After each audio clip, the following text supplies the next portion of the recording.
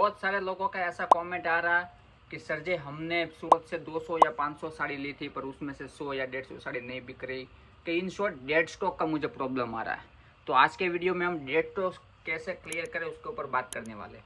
तो हेलो दोस्तों, मैं आपका दोस्त पार्थ इटालिया पीहान साड़ी सूरत से फिर से स्वागत करता हूँ आपके अपने सोशल मीडिया प्लेटफॉर्म पीहान सूरत में।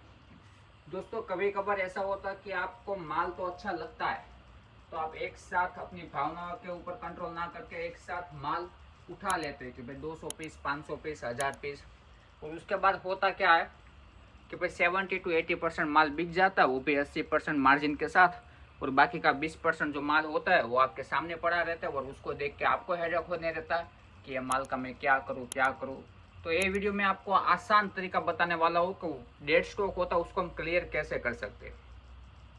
उसके लिए एक पूरा स्ट्रेटेजी है। वो स्ट्रेटेजी लाइक चाइना वाले भी बहुत वो यूज़ करते हैं। उसका स्ट्रेटेजी है कि भाई जब भी आपके पास कोई डेड स्टॉक है तो वो डेड स्टॉक का मतलब जो भी असल माल था कि भाई आपने 200 साड़ी लिया था उसमें से 150 बिक गया, तो 150 साड़ी में से जो भी मुनाफा कमाया है वो मुनाफे से दूसरा माल खरीदो पहले।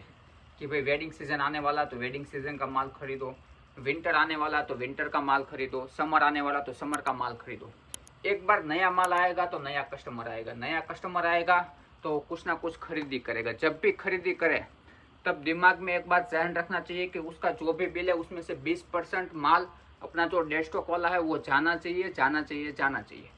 वो कैसे कि भाई कोई भी कस्टमर ने 10 साड़ी ली है तो उसमें से 8 साड़ी नए माल की होनी चाहिए और 2 साड़ी हमारे पास जो डेड स्टॉक है वो कैसे भी करके सेल आउट करनी है। उस पर मुनाफा की आशा मत रखो कि भाई मुनाफा के एक्सप्रेशन मत रखो। जो माल जो परचेजिंग रेट में आया वही रेट में निकाल दो।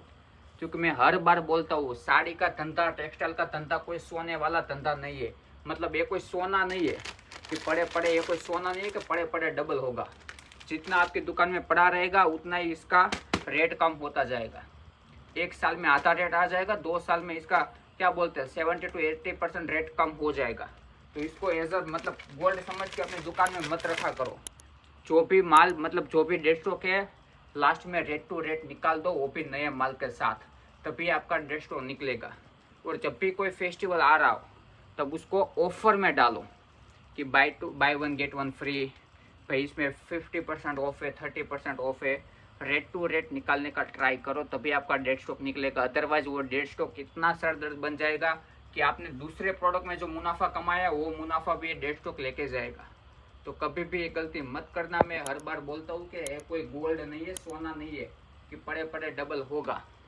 लास्ट में अगर लग रहा कि डेड स्टॉक है तो जो रेट मिल रहा है, जो हमारी परचेजिंग प्राइस है वही रेट में उसको निकालने का ट्राई करो भाई। यही मैं बेस्ट एडवाइस दूंगा। और सबसे मेन बात कि डेड स्टॉक ना रहे उसके लिए क्या करें कि जब भी परचेजिंग करो, ऐसा नहीं बोल रहा कि पिहान से करो, किसी और से जहाँ से भी परचेजिंग करो, एक बात ध्यान रखना, मल्टीपल वेराइटी आनी चाहिए। एक ही डिज़ाइन में ज़्यादा वेराइटी ना होनी चाहिए, हर डिज़ाइन की वेराइटी होनी चाहिए। कि भाई 249 वाली 10 साड़ी है, 300 वाली 20 साड़ी है, 600 वाली 10 साड़ी है, 2000 वाली 50 साड़ी है। हर वेराइटी में आपके पास परचेज होना चाहिए। अगर एक ही वेराइटी में ज़्यादा परचेज करोगे तो डेड स्टॉक रहने का चांस ज़्यादा है। तो ये बात ध्यान रखना।